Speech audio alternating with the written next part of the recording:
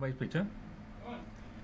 Good morning, viewers. I want to welcome you again to this program, our program sponsored by the Burnham Foundation.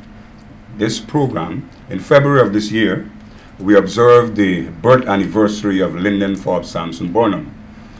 And we have been able to organize a number of activities, and in March of this year, the People's Progressive Party also observed the birth anniversary of Dr. Cheddi Jagan.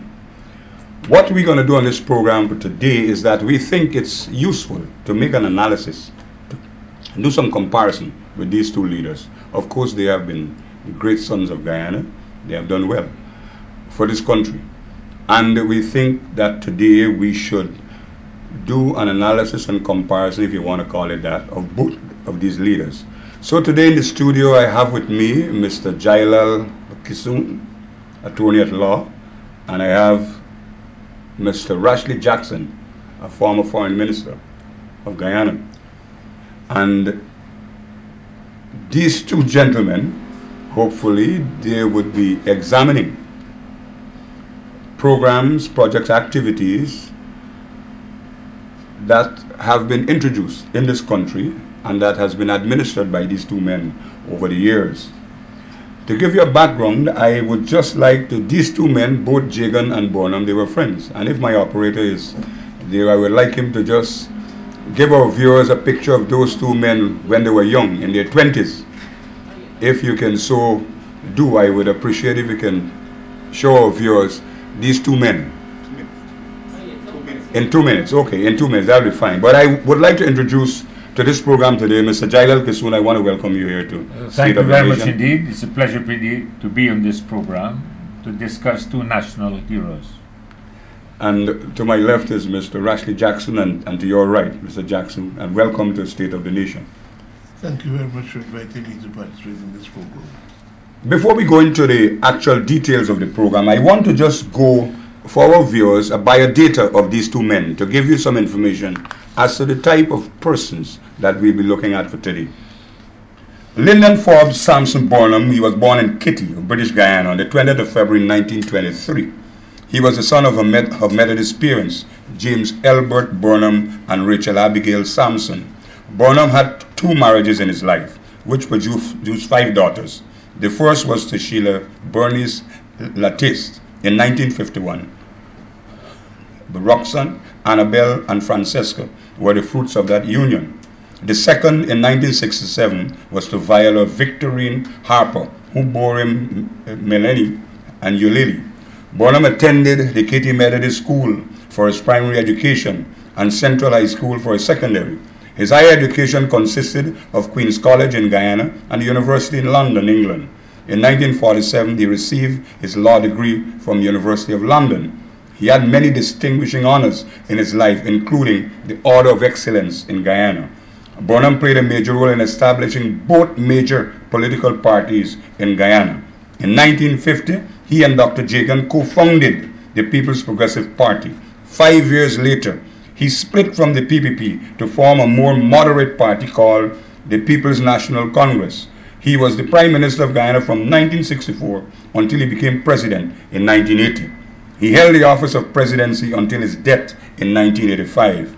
Until 1970, the country was ruled in moderation, looking to foreign investors and staying away from socialism. However, from 1970, his government declared the country a cooperative republic, established relations with communist countries, nationalized foreign-owned bauxite mines and sugar plantation. These policies eventually led to Guyana's economic stagnation in 1980. Burnham, the first executive president of Guyana, led his country for 21 years.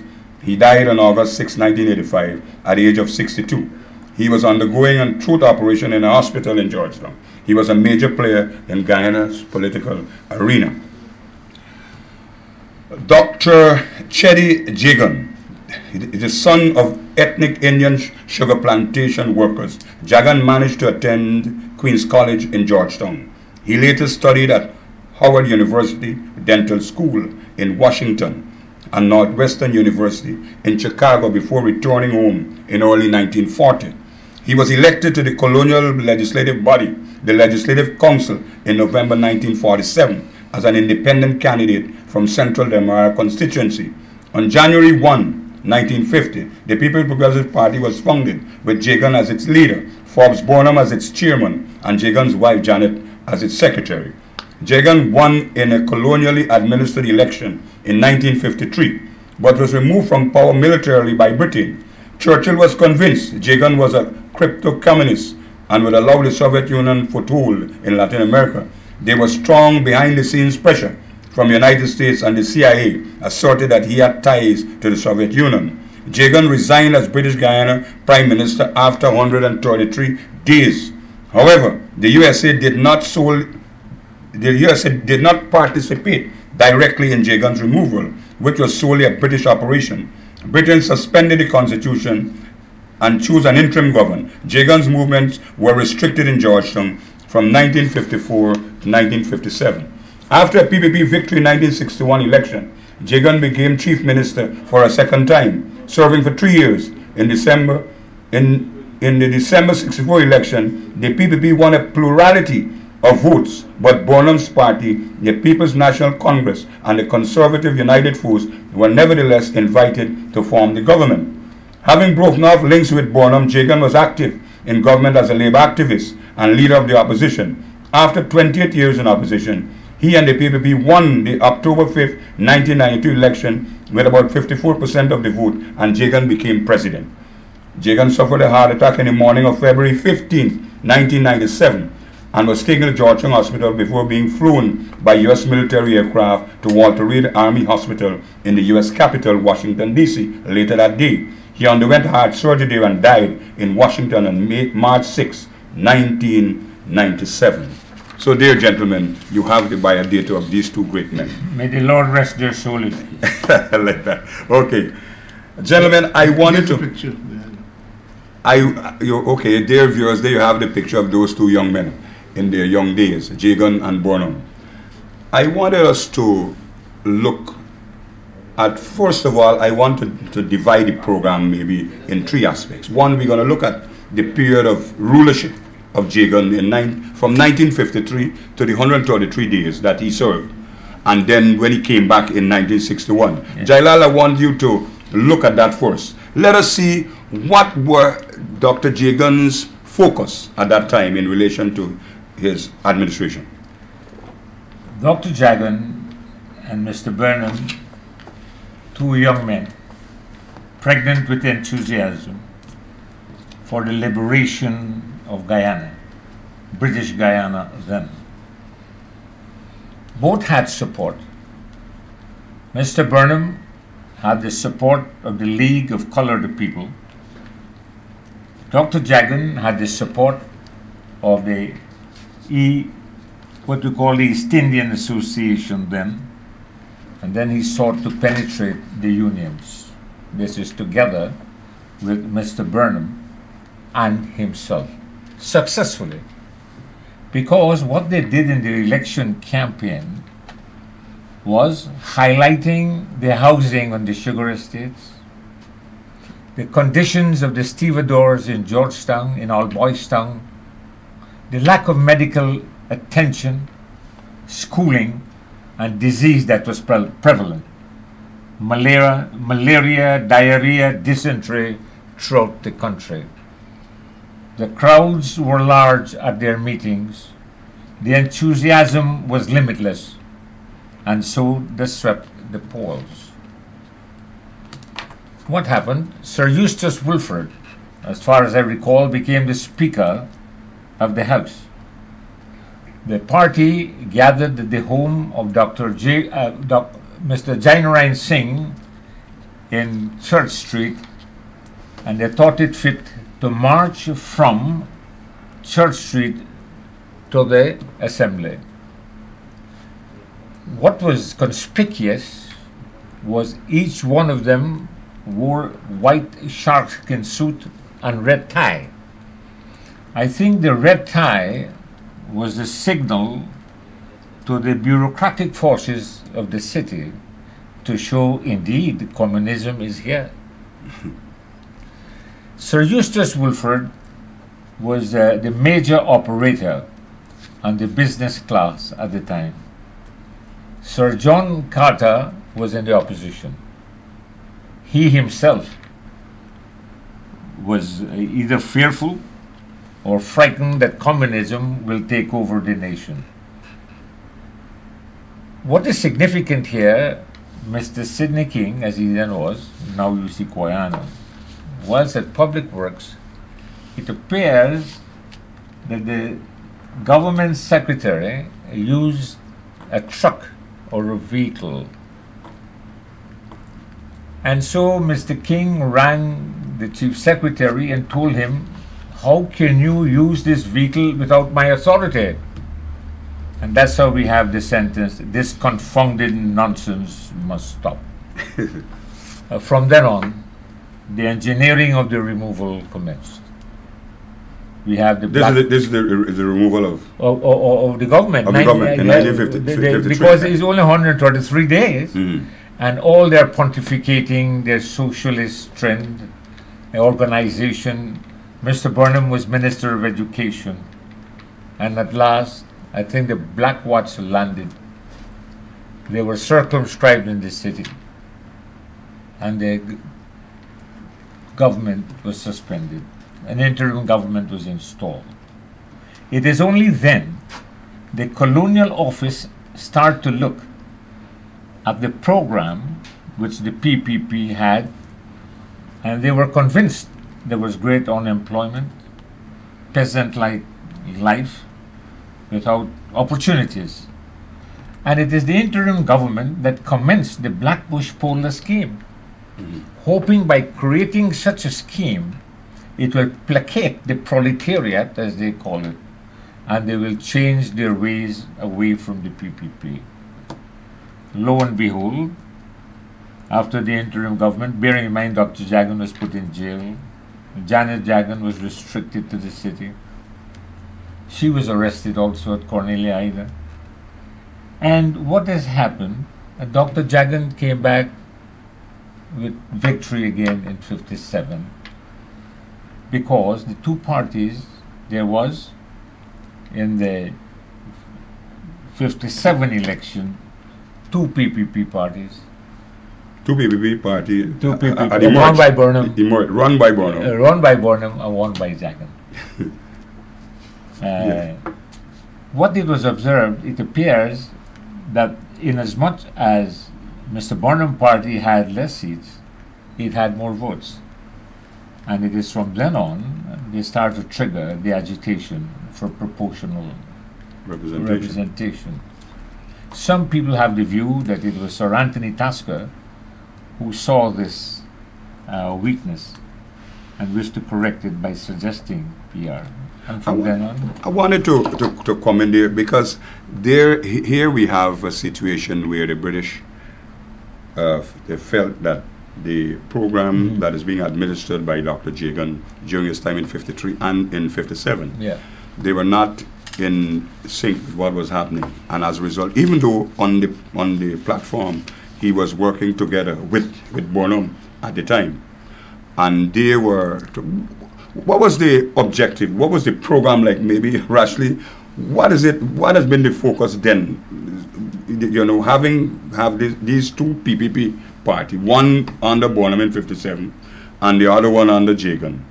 What is it that brought about the difference between the two individuals at that time? It is generally held, a general view that is held, that Burnham is more moderate. And what caused that was Burnham at one of his sessions with us said that when he was a student, he was representative of the Union in England, and he went over to Yugoslavia, where he became a good friend of General Tito. Joseph Broz Tito. Yes, and he told us that Tito was not a great ally and friend of Moscow. He has his independent socialist program, as distinct from the rigid Marxist Leninist program. And I think he said above all, he went to swim in the pool and he nearly drowned. Mr. Burnham. Thank God he wasn't. Yeah. And I believe General Tito's policy might have influenced his domestic policy at home. Yeah. Here locally. Yeah. Okay. Well, What's your take on that, Mr. Jackson? Well, if I can begin by saying that for me, I think, and people of my generation, that the advent of Cheddi, Jagan, and Forbes into the political life of Guyana raised our consciousness of the evils of colonialism and of the desire to become an independent state. I mean, I credit both people with instilling in what were the youth of that time, and of course some of the older people too, this desire and this energy to create new conditions within Guyana that will lead to the upliftment of the lives of the people of Guyana. But as has been said, in 1953, there was a tremendous outpouring for the PPP at the time. And even before that, when Cheddi was elected to the legislature in 1947, even though if you look at the official report, you'll find that he garnered more than 100% of the votes on the Lower East Coast. You know, there's this tremendous outpouring. But there were elements within the society, and I think this is something that is not sufficiently stressed. A lot of the analysts talk about external intervention, yeah, but there were elements within the society that were deeply troubled by the kind of ideology that was being spouted, that was being advanced. No, by the PPP at the time. Yeah. I well remember one of the leaders making a preposterous statement that it is easier to stop tomorrow than to stop communism. Yes, in Guyana. Yeah. And of course, when the British suspended the Constitution in 1953, the announced reason was to prevent communist subversion of the government and a dangerous crisis, both in public order and in economic affairs. The British also alleged that the faction in power are prepared to go to any lengths, including violence, to turn British Guyana into a communist state.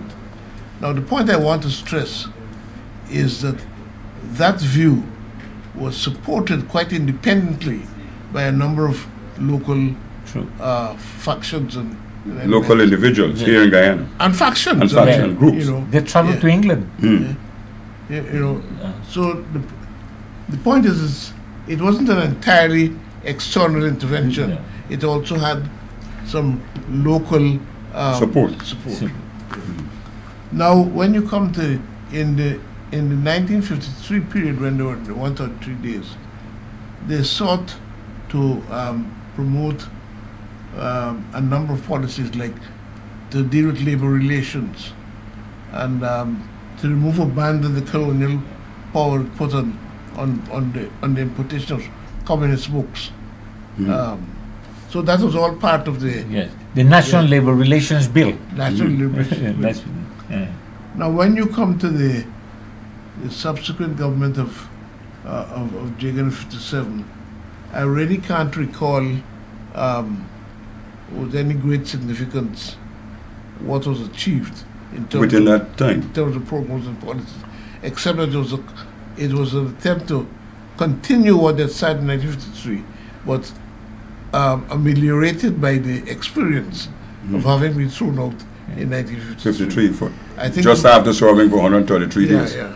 I think the more interesting period is when he came back into power in 1961, which I think we will come to later on. Yes, I think that we're going smooth so far. Well, what I wanted to get from you is that here's a case where Jagan had this approach, he had this problem, and there were people within this country that were not in league. He didn't agree with some of the policies that he was advocating or administering.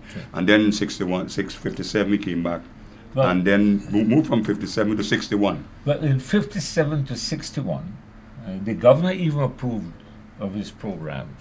Fortunately for Dr. Jagan, he opened the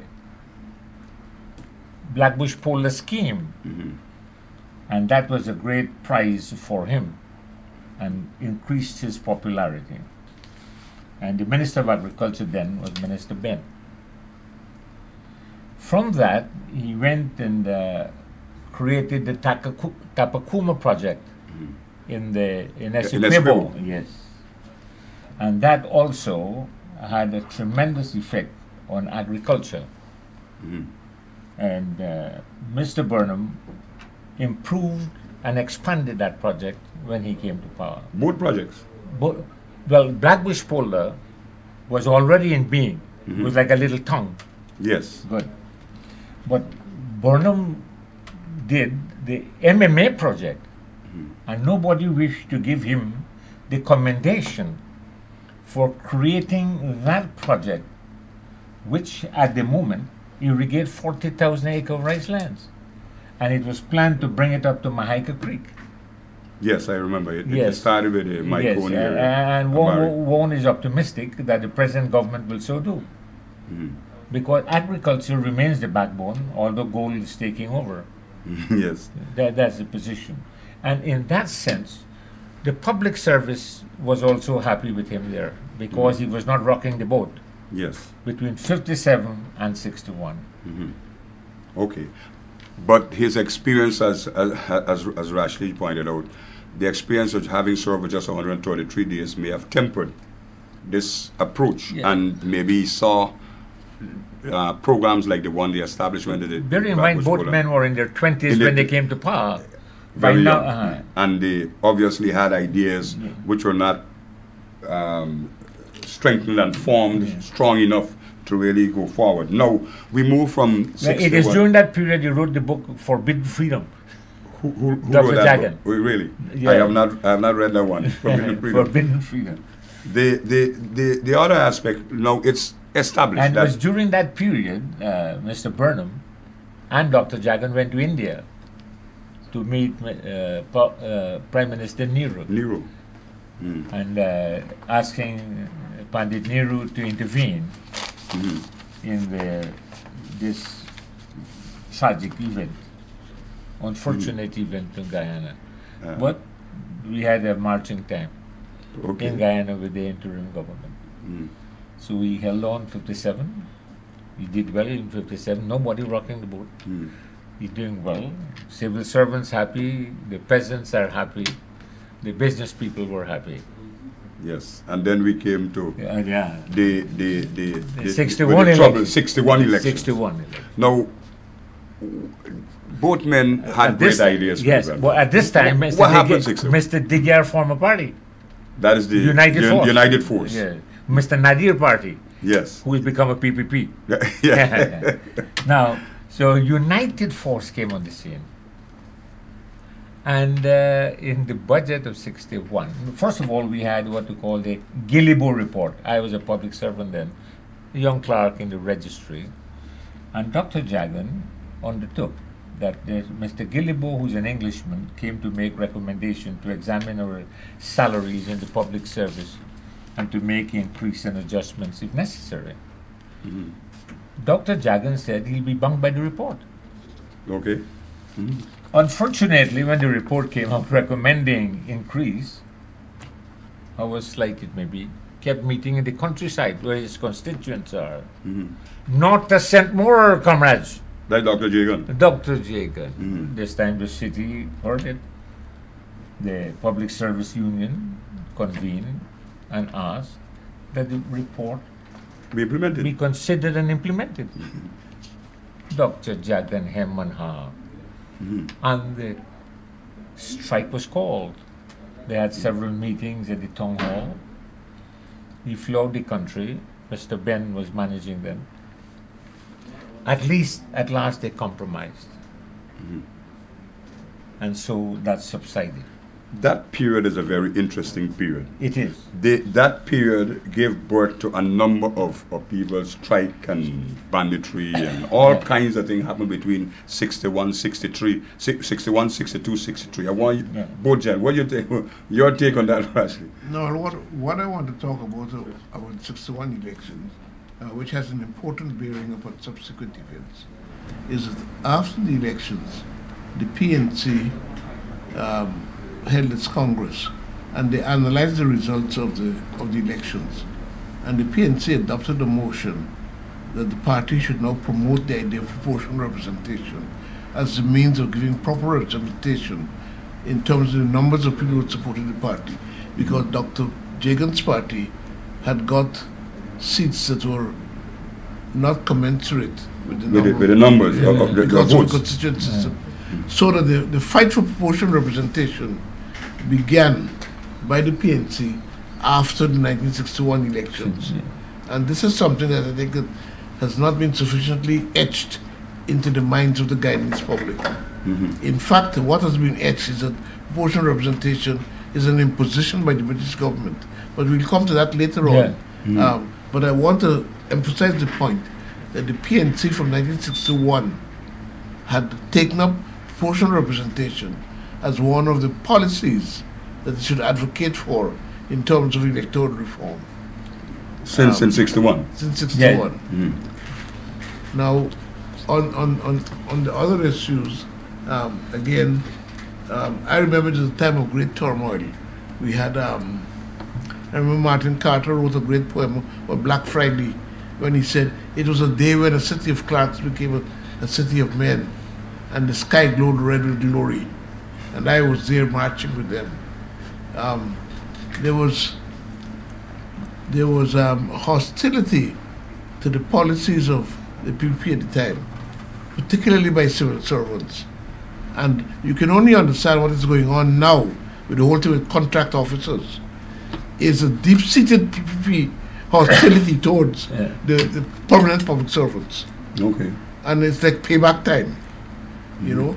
So I say this to link it with what is happening today. Historical fact, The idea is to emasculate the public service as it is, and deprive it of its institutional memory, and create contract workers who comes out at the end of their contract and leave nothing behind. In fact, after Cheddi won the 1992 elections, he said the PP has political power, but the PNC has bureaucratic power. They said that. And therefore he set about to deny the bureaucratic power of the PNC, in his mind. Gentlemen, both men, Jagan and Burnham, Burnham having recognized the need based on the numbers to promote the need for proportional representation, PR, Jagan struggling with his programs which did not fit very aptly with the British and other Western leaders. He decided then to continue that program. What actually happened between 63 64? Well, I know that Burnham came to Home in 64. Well, what has happened, I recall that Mr. Jack Kelshaw was around that time. Jack Kelshaw, they say, is a great converted communist of Trinidad and Tobago. The personal assistant to Jagan. Yes, and he was a personal advisor to Dr. Jagan. What is strange, Dr. Rai, Balram Singh Rai, saw that this guy is a great communist. And then the program started with Jack Go Back, because the budget had in it, that is this, I think the 62 budget, compulsory saving scheme. There was an increase in taxes on banks, bear a slight increase, but politics as it is, Mr. De Geer move on it, axed the tax and mobilizing the city against the tax. Good. There was marches in the city, and Mr. Burnham in the corridor of this court, I said, I was clerk, Burnham was practicing lawyer. So I said, Counsel, Mr. De Geer gone with the supporters. He said, look like a stupid man with you. I going on the street too. Yes. No man can take away my support. And the march started. Then Mr. De Geer went and made a speech which was inciting. But perhaps they say it was not true, that some child was killed by the Electricity Corporation. And it appears they want to say African child, but no such child was killed. But the infuriation of such, and they were marching on the city to go towards electricity corporation. Upheavals took place. I think the town was burnt. A few buildings. The building, oh yes. Okay, we move to... And then you had this commission was held, the Paris Commission.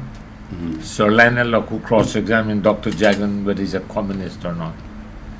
And so you have this whole scenario being created.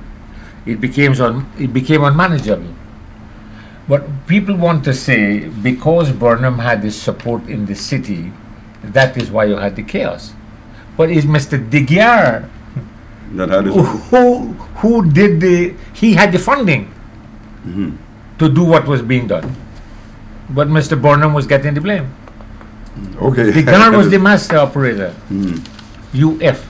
The UF, United Force. The UF.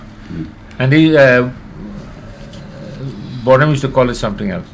I just wanted to focus now these upheavals, these differences that came about. Yeah. And Burnham became Prime Minister in '64. Yeah. We have been able to look and see what activities and development programs were administered between 53 and 61, 62, 63. But of course, 62, 63, leading to 64, there were lots of strikes and burning and upheavals in the country.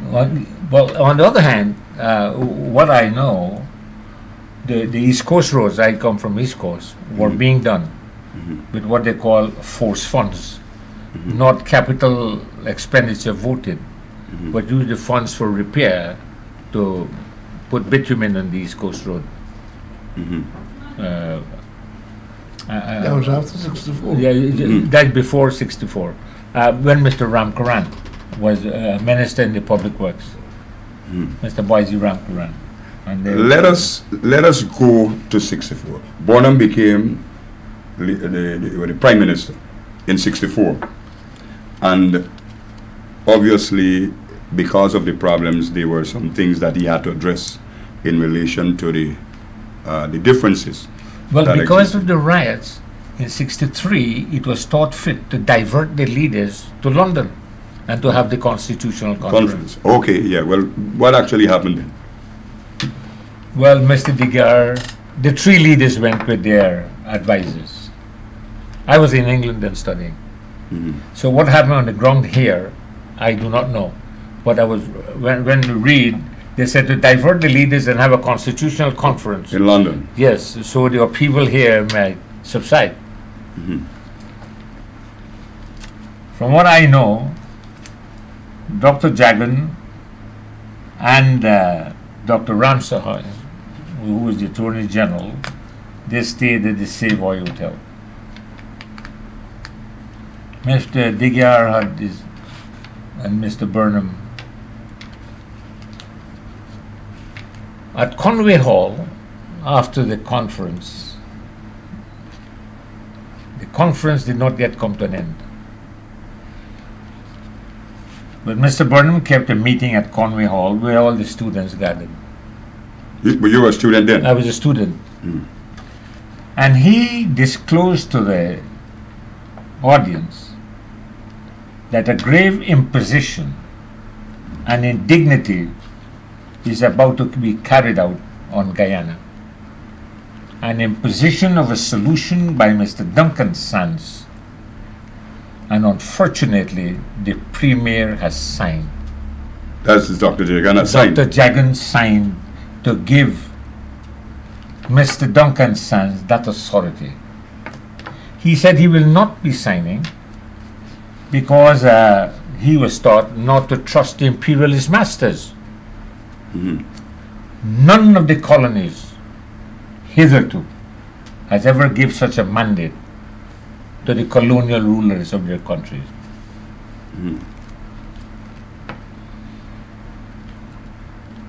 So Mr. Burnham told us, Mr. De Geer said, Mr. Burnham, trust me, I will sign, I know what's coming. Well, he said, who am I to refuse? And he said he'll be signing in the morning. That's the next day. And then several questions were asked of Mr. Burnham at that meeting. This one impacted on me, which I can't forget. He said if he became Prime Minister of Guyana, he will not trade with South Africa or Portugal. So there was an English guy, a white guy, from the London School of Economics, stood up and said, Mr. Speaker, tell us, you will trade with all countries save and except South Africa and Portugal. Why? Mr. Burnham gradually raised himself up from his seat and said, only a black man can understand that. And there was a piercing silence that came over the hall in pity of the questioner. Well, the consequence of that conference, you know. But I wish to highlight. Let me hear your aspect. I'd like to stress something a bit more. You see, there is a myth in this country about that conclusion. The thing is that, as I said earlier, the PNC had advocated in Guyana for proportional representation, and when they were at the conference, both the PNC and the United Force argued in favor of proportional representation, which Jagan opposed. Jagan also proposed that the voting age should be reduced from 21 to 18. And both the PNC and the UF opposed that. Then Burnham proposed to Cheddi, look, the three leaders should sit down and agree. And Cheddi said no, he was prepared to leave it to the British. Yes, he surrendered. He said he was prepared to leave it to the British to decide. There are all kinds of stories going around about why he did that, but since I can't vouch for any of them, I shouldn't mention any. Okay. I don't know if it is innate belief in the capacity of the British to dispense justice. I don't know. But then Dr. Jagan felt that. I don't know. But anyway, the net result is, as you say, in the end, the three leaders signed a letter asking the Royal Secretary of Concerns to decide all outstanding questions from the conference. And so on that basis, that the British decided on proportional representation. So I have said, if it's an imposition, it's an imposition by invitation. Invitation from the PPP. And consent, because Dr. Jagan had said, let them decide. Well, let's highlight this. This is from the famous Attorney General, Dr. Fenton Ramsay. He said he stayed with Dr. Jagan at the Savoy Hotel, and they came to this conclusion. One, come hell or high water, they will impose the PR. And Dr. Ramsay said to Dr. Jagan, either come hell or high water too, you demand that the date be fixed for their independence. Lo and behold, next morning, Dr. Jagan received a message, only he alone must attend the conference. And Dr. Ramsay said, it's now revealed that the room was bugged by the MI5. So they knew beforehand what they were coming with. Now, I wanted to go to the aspect of 64, when Burnham became the Prime Minister. Yeah, but before that, I mean, after the elections, Cheddi, the PPP established what they call a hurricane of protests within the country. Hurricane of protests? Okay. Against proportional representation. But yet, to his credit, Dr. Jagan, when he appeared before the Canadian Broadcasting Company, said that 86% of the population voted for similar stated objectives. And he named three: genuine nationalism, non-alignment, and socialism. 86% of the population voted for those. That's he was adding what the PP got and what the PNC got. Okay. And he said that 86% of the population voted for genuine nationalism, non-alignment, and socialism. And now when I come to your question, I would say that Forbes Burnham shared that perception. He held that same perception. And therefore, in his program, he sought to formulate policies and programs and to implement them, which could incorporate. Which could promote genuine nationalism. Genuine nationalism. develop a foreign policy that's based upon non-alignment and pursue socialism as the economic model for development in the country. So that was a shared, and according to Cheddi Jagan, that's a shared objective of 86% of the group. Now, in terms of what was achieved, I mean, I would say that if you look at what Burnham did, he had an independence project.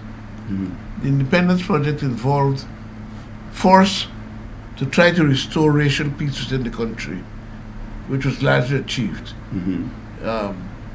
Secondly, to continue the process of decolonization, because decolonization is not an event, it's a process. Independence doesn't mean decolonization, because the worst thing about colonization is what it does to the mind. And what it does to the psyche. So the programs that Burnham set about were designed to build in the population of Guyana a sense of self-worth and self-esteem. And so you got programs like, for instance, the recognition, the revamping of the national holidays to take account of the religious diversity in the country. You got the development of national awards. Yes. Replacing the imperial awards. You know. And the national holidays. Yeah, I mentioned that. Oh, yeah. And you got a program of education and health that were based. Education was supposed to be free from nursery to university, and health was free for all. These are all independence programs that Burnham sought to. No, that but were implemented. He put in place immediately, having become the prime minister. Well, I won't say immediately, but over the period of time. Let us know. How about? I didn't hear you talk about this one, the religious holidays. Yes, I spoke about that. and so on, all those holidays. I said Muslim holidays. Revamp the program of national holidays to take account of the religious diversity of the country. You know, and Guyana was made a secular society. And the thing is that there was a whole process of cultural decolonization.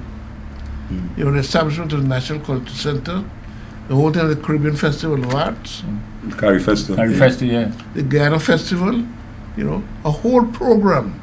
There was a particular program on youth as well. There was a youth policy program I remember used to be part of the overall administration of Burnham's activity. Now, I wanted to invite members of the public, maybe they're listening to this program, and I wanted them to be part of it. I wanted them to call in.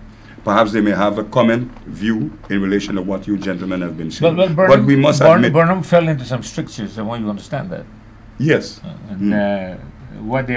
That is how Burnham said that he created poverty in Guyana. But what has happened? Dr. Jagan's strategy was a simple one.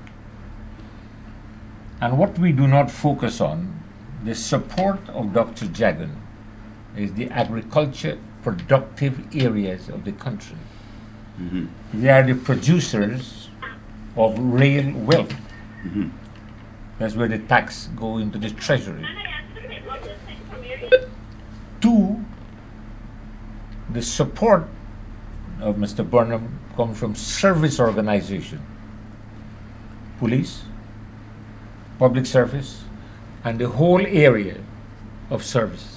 Okay. If you don't have taxes, you cannot have payment. What was Jagan's strategy? Bearing in mind of what Rashleigh is saying, socialism is a common policy. Yeah, the economic policy for development. Yeah. But what Dr. Jagan's strategy was, when Sir Sridhar Ranford was foreign minister, pushing Burnham, if you're a socialist, recognize China. Burnham said, yes, I'll bring China. If you're a socialist, bring the USSR. Yes, I'll bring USSR. Korea, North Korea. So Dr. Jagan feels by pushing Burnham into the communist areas, he will neutralize his benefactor. the Western Hemispheric countries. Okay. That is United States, Canada, and England, fundamentally. And if the aid is sapped up there, then he has to go with Dr. Jagan to the eastern east countries, right? Where here his gurus are. This time, whilst that is happening, Dr. Jagan is shouting for a national government. The next stage is the communist countries are telling Burnham, form a national government. But he's slow to do that, but he did not know what was the real story. I cannot let go my devotee, Dr. Jagan, for you who is betraying United States. You may betray us too. Yes, I understand. So what happened? Unfortunately, the aid dried up. The Western countries started to put pressure on Mr. Burnham. So the program that he conceived could not be fully implemented or serviced. Because of that change. The Russians are not giving money. East Germany is not. They send a few tractors here to appease, but not to develop. The Fort Street tractor. Fort Street, I remember those. Yes. So, and in the meantime, Dr. Jagan going around the country, boycott. So we were in a fix. The economy will come at a halt. So civil servants can get increased. Those who were planting 400 acres curtailed. They listened to Dr. Jagan, boycott. Although it was a common policy for socialism. Agreed by both leaders. Only Burnham had the courage to nationalize. The policy was objective. Yes. Objective. No, the policies were different. Right. And I don't fully agree with your the thing is that the PPP, when they attended the Communist Party conference in 1969, is when they declared the PPP as a Marxist-Leninist party. Correct. And they became a full communist party. Now, when Guyana established relationship with China and the Soviet Union were at odds. So the relationship between Guyana and China had nothing to do with Cheddi and the Soviet Union. It was a decision taken on the basis of what Burnham thought was in the interest of Guyana. As Burnham had said, as long ago when he spoke to the Trade Union Congress in 1961, that an administration led by him would be a pawn of neither East nor West, and that he would be pursuing a genuine non-aligned policy. That is, he must decide each issue on its merits. And of course, the West didn't like socialism, True. But it doesn't mean that it was a game in which a win-lose game. It was not a game that Burnham was playing. It was a game where Dr. Jagan saw how we can capitalize on a policy, because bearing in mind, he said, I will not get the support of United States or Canada, but I will neutralize the relationship between the PNC government and those countries. That was the tactic. And I think you're crediting with more credit than more acumen than he had. I wanted to invite the public to make a call or two so we can see what is actually happening. Morning, you're on the air. Hello, good morning to you, gentlemen. This talk is about Burnham, the President Linden for Burnham. Now, one of the things I really like what Burnham is about is policy of for feed, clothe, and house or this nation. Feed, clothe, and house the nation program. House our nation, right? We must become economically independent, not depend too much on the outside world for our food and clothing and so on. But today, you find that in this country right now, you find that so many food is being imported from outside. So much food comes from outside, the other parts of the world, China and other countries, and clothes and those things. Now, if this present government, if they had really contribute foreign policy about feeding colonized nation, not just grow more food, tell people to eat what they produce. I know why is it they're not telling people that. If the government tells people to eat what they produce and wear what and not only eat and clothe ourselves, we're going to create jobs for young people, right? A lot of jobs are not being created because the jobs things are coming from outside all the time, and the jobs can be created. But what we have to do again, tell people to use what they have. Here. Yeah, and we have nothing. You have food in Guyana, yeah, of course, if you have to bring things from overseas, you have to find a foreign exchange to pay for them. So if you make those things here locally, you wouldn't have to spend that money, can go towards something else. Let's say, for example, this cooking oil. I remember doing Burnham, when Burnham was alive. Cooking oil coming from outside, you had a high tax. So the people had to use local oil. And the coconut manufacturers, they were at a point where they were refining the coconut oil and making it even better. Right? But then this present government, removed the restrictions, so you find the whole coconut oil industry was destroyed. Not only that, because people produce coconut oil, they had other byproducts from the coconut, all right, to feed pigs and all these things, so that industry was destroyed. Look, let's say something. My grandmother used coconut oil, and my mother, and nothing wrong to them. All right. I take your point. I don't know if the gentleman want to respond, make a comment on that. Thank you. But I want to say this on agriculture. I think Mr. Burnham made a mistake when he formed the co-op only and only giving farmers 30 acres of land on this ground. We have to appreciate that the black man dug all the canals for the white man in this country. Sweat and tears. And when the land became under the control of Mr. Burnham, I couldn't understand why he could not give each family substantial area of lands by transport or 999-year lease that they can develop themselves. And I because when the treasury is empty, the only asset that remains is land. 83,000 square miles. The gold, the diamonds, the water, the tourist areas, the green art.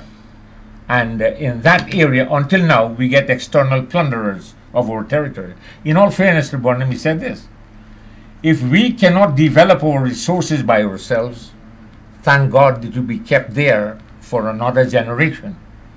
We'll take our extractive industries now, where the resources therefrom is going. And in that sense, for example, the Guyana National Service was a good concept. The Indians frowned upon it, say girls will be raped, seduced, the Muslims will be eating from the pork pot and what have you. All sorts of problems.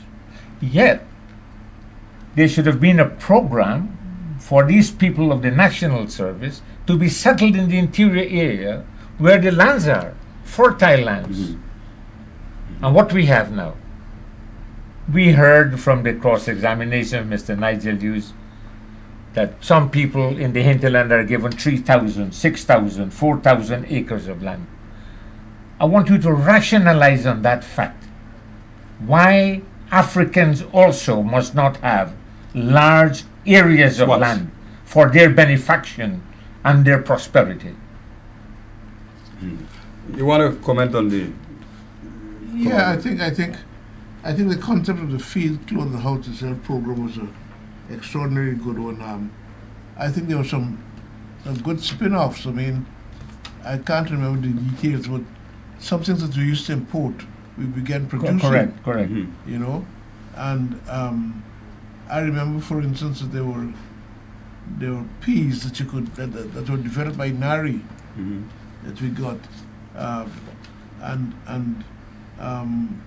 you know, a whole set of industries developed as a result of that. The fruit, but I think local fruit was used, Rashleigh. Yeah, I mean for domestic use. The carambola, for instance. Dungs was used. The carambola, for instance, was got national awards, got international awards. You know, so that now, of course, the government has introduced what a Grow More Food campaign.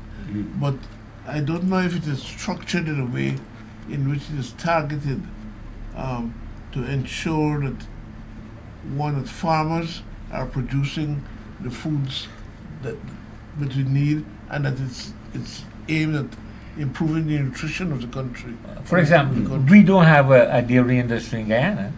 No. And we had a dairy industry at Rashleigh that come to an end. And the farmers only nurture their cow for beef. I wanted to ask you, because I'm coming up close to program time. I'm seeing the lines are going. Yeah. Hello, morning. Hello. Hello. Morning. Yeah. You had to turn down your television. Okay, just a minute.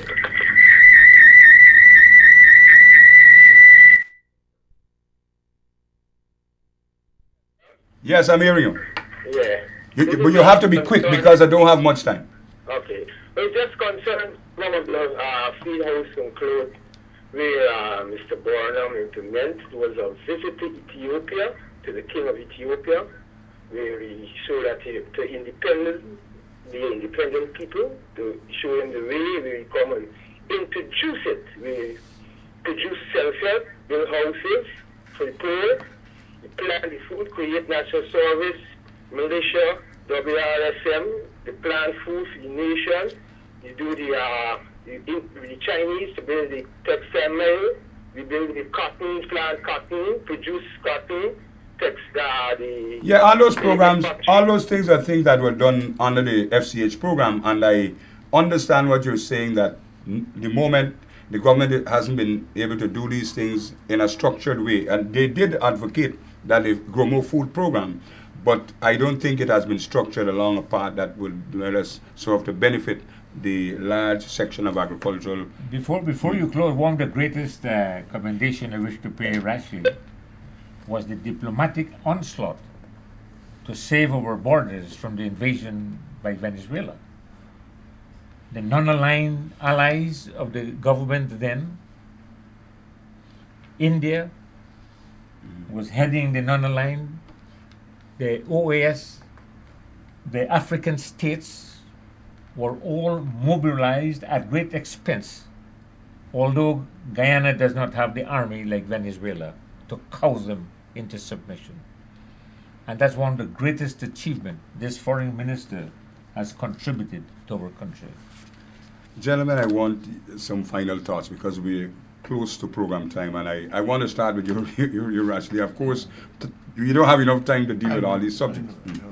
No, I just wanted to say something on foreign policy which Jailall reminded me of, and that is that Burnham had said that, look, we don't have the military might to add persuasion to our words, nor do we have deep pockets with which to buy influence and win friends. And so what we had to do is rely upon our capacity to advocate for our interests and to find common cause with like-minded states and states with similar interests. And I think that we developed a foreign service that was the envy of many. And in the world? Well, that was the envy. I just leave it at that. And to my mind, I think it would be good if we can get back a foreign service of that kind of quality. Yeah, Jagan, the final thoughts. Well, I want to say this. Both Dr. Jagan and Burnham, great heroes who have contributed to the awakening of this land, that we are here where we are today. If the people of this country can follow the example of those men, for example, Dr. Jagan lived a very austere life, if we look at his home. It was thought Burnham owned Hope and Belfield, to the amazement of Dr. Jagan when he realized it was state land. Yes. It shows the selflessness of a man who is a nationalist, and he could have taken that for himself. Yes. He didn't have mansions. He lived. The best thing about Burnham, they call him the great national actor. Well-dressed, well-spoken, and a hero in his own right.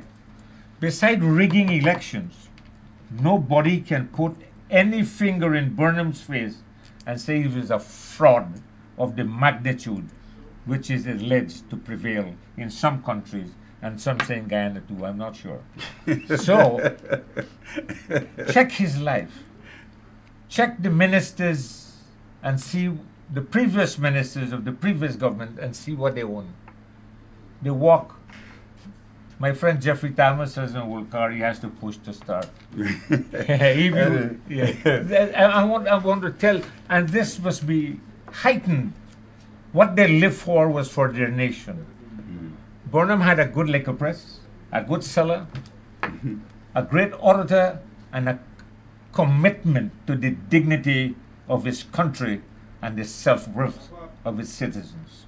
All right, I want to thank you, gentlemen, for being on this program. This is a program, State of the Nation, is produced by the Burnham Foundation. We have our program the 4th Sunday of each month.